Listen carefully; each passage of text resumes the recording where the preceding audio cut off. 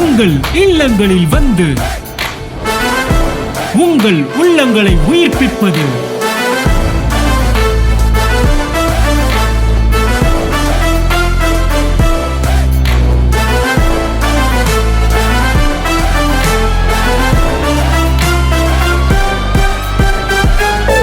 உங்கள் channel DJ.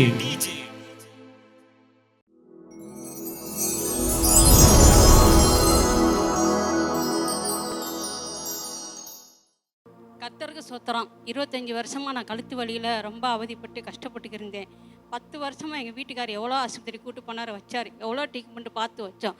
போகிற இடத்துலலாம் ஒரு மாதம் மாத்திரை சாப்பிடுங்க சரியாக பிரிஞ்சிடுவாங்க. அவர் போட்டும் கேட்கவே இல்லை. அப்புறம் திருப்பி போனால் இங்கே பெல்ட்டு போடுங்க, பெல்ட்டு போட்டால் சரியாக போயிருந்தேன். அதே ஒரு 5 வருஷமாக போட்டு பார்த்தேன், அதையும் கேட்கல, அதையும் அவுத்து போட்டேன். பணம் கொடுத்து சாக்கு மீண்டு வேறு வச்சேன், இது கரண்ட் சாக்கு கொடுத்தேன், அதுக்கும் கேட்கல. பணம் இல்லாமல் பெரியாசத்தில் வேறு அதுக்கு ஒரு வாரம் கரண்ட் சாக்கு வச்சாங்க, அதுக்கும் கேட்கல. 10 வருஷமாக எங்கள் வீட்டுக்காரர் போகாத ஆஸ்பத்திரிலாம் கூட்டிகிட்டு போனார். எவ்வளோ வைத்திய பட்டம் கேட்டும் கேட்கல. பக்கத்தில் ஒரு மெடிக்கல் எங்கள் வீட்டு பக்கத்துலேயே இருக்கும். போகிற ஆஸ்பத்திரியில் அப்புறம் பெல்ட்டு போடுறாங்க. பெல்ட்டே வேணாங்க, எந்த ஆஸ்பத்திரி போனாலும் பெல்ட்டு தான் கொடுக்குறாங்க. அந்த மாத்திரை போட பலபடி அடுத்தடுத்து பிரச்சனை வந்துக்கிட்டே இருந்துச்சு. வயிற்று பிரச்சனை, இந்த கழுத்து வலி வந்து அப்படியே இந்த கை வலிக்கு வர வந்துடும். கை வலி, மொட்டி வலி எல்லாம் வந்துடும். எவ்வளோ இந்த வலின்னு வந்தால் உயிர் போயிட்டு உயிர் திரும்பி வர்ற மாதிரி இருக்கும். தலைவலி வரும், வாந்தி வரும். மாத்திரை நான் போடாமல் எப்படினாலும் சமாளிச்சிருன்னு பார்த்துக்கிட்டே இருப்பேன். என்னால் சமாளிக்கவே முடியாது. ஆனால் மாத்திரை போட்டால் தான் நான் சமாளித்து இன்னும் செத்து பொழைச்ச மாதிரி நான் இத்தனை வருஷமாக இருந்தேன். இப்போ இந்த சர்ச்சுக்கு 10 மாதமாக நான் வந்து போயிருக்கிறேன். இந்த சர்ச்சுக்கு வராதுக்கு முன்னாடி வாங்கின இந்த மாத்திரை வந்துட்டு போனது ஒரு மாத்திரை கூட நான் தொடவே இல்லை. அதனால் எப்படி நான் கர்த்தரை நான் என் பொண்ணு சாட்சியாக வந்து சொல்லிட்டு வர நிமிஷமே ஆண்டினன்னு ஒரு அண்ணன் இருந்தார். அந்த அண்ணனை சொல்லிட்டு போனேன், என் பொண்ணுக்கு சரியான மாதிரி எனக்கு சரியான 25 வருஷம் அந்த கழுத்து வலியோட பாடு பட்டுட்டேன், செத்து பொழைச்சி. ஆனால் அந்த கழுத்து வலி இனிமேல் வரக்கூடாது. கழுத்து வலி வந்து, தலைவலி வந்து, கை வலி வந்து, கால் வலி வந்து, இந்த மாத்திரை போடாமல் என்னால் உயிர் வாழவே முடியாது. என்ன மாத்திரை போட கூட போன கொஞ்சம் தான் எனக்கு பிரச்சனை வந்துச்சு. இன்றைக்கி நான் ஆரோக்கியமாக சுகமாக இருக்கேன்னா இந்த சர்ச்சுக்கு வந்துட்டு தான் நான் சுகமாக இருக்கேன். அதனால் கர்த்தருக்கு சோத்திரம் கோடானி கொட்டி சொத்துறோம். பொண்ணு சொல்லலாம், அம்மா பாஸ்டர் ஊருக்கு போகிறாம்மா, நேராச்சு பாப்பா 2 நிமிஷம் பாப்பா போய் கேட்டுருந்தேன். இங்கே வரவங்களுக்கு கூட அண்ணன் பிரச்சனை இது ஜோம் இல்லை.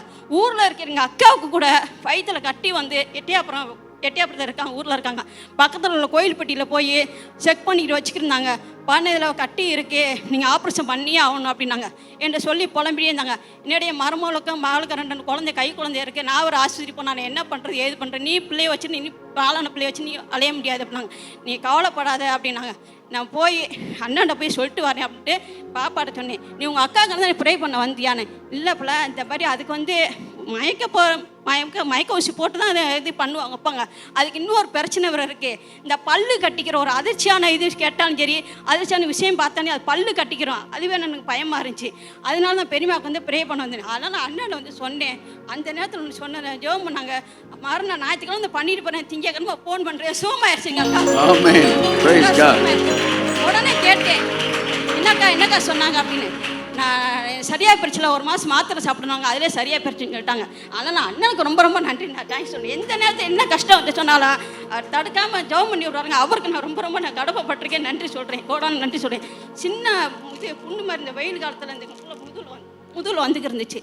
அது பக்கத்தில் சொன்னாங்க, நீ பாம்பு குத்தி போய் அதை போட்டு இதை போட்டு நாட்டு வைத்தியம் போ அப்படின்னு சொன்னாங்க. எனக்கு எதுவுமே வேணாம். எங்கள் அண்ணா பாஸ்டர் இருக்கார், நான் சர்ச்சுக்கு போயிட்டு எங்கள் வீட்டுக்காரோட சொன்னார். அந்த ஆசிரியர் போகல, ஒருத்தவங்க சொன்னாங்க, போக மாட்டேன், நான் சர்ச்சுக்கு போகிறேங்க, நான் சர்ச்சுக்கு தான் போவேன் அப்படின்னேன். சரி போன்னு சொல்லிட்டாங்க. போயிட்டு இந்த அண்ணாட்ட சொன்னேன். அப்போ இந்த கோயம்புத்தூர் கிளம்புற நேரத்தில் இந்த மாதிரி முதுகில் கொஞ்சம் இதாக இருக்கு எனக்கு பிரியம். உடனே பண்ணார், மருந்து 2 நாளில் சரியாக போச்சு. எனக்கு எவ்வளோ அற்புதம் இந்த சர்ச்சுக்கு வந்து நான் செஞ்சிருக்க வச்சுருக்கு. பொண்ணோட கல்யாண பிரச்சனைக்கு வந்து அண்ணாண்ட ப்ரே பண்ணேன்.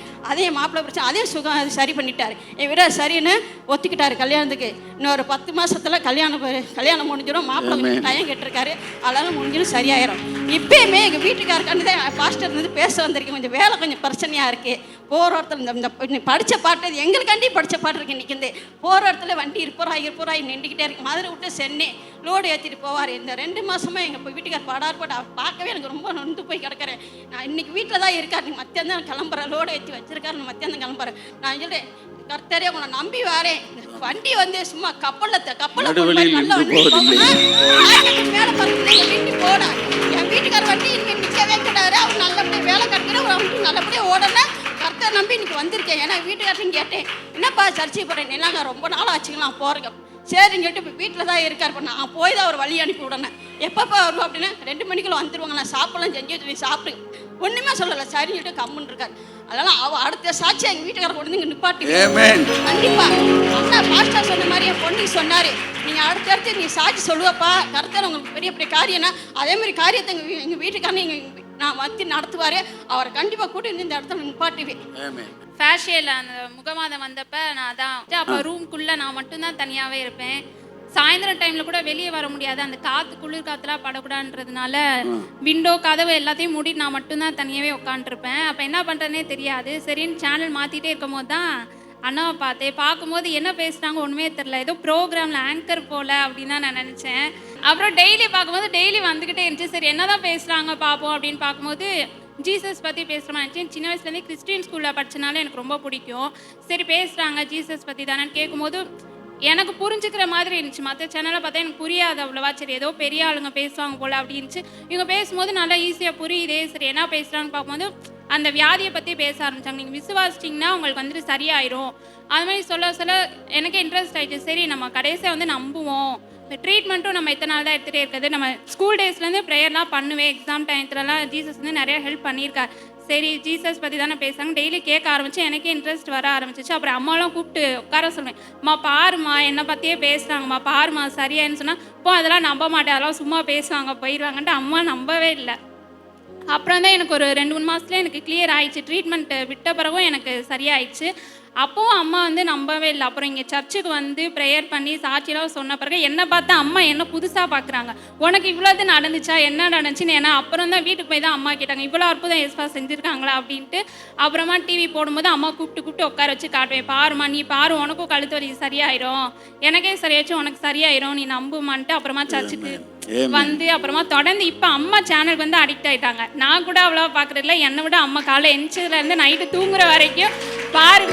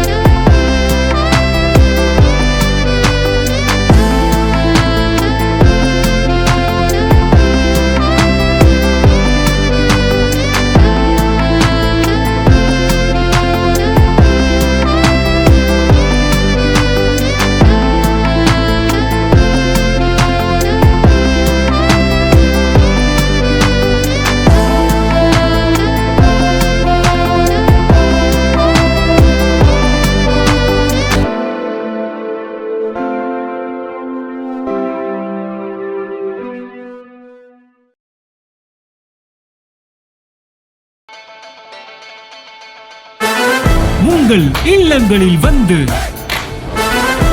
உங்கள் உள்ளங்களை உயிர்ப்பிப்பது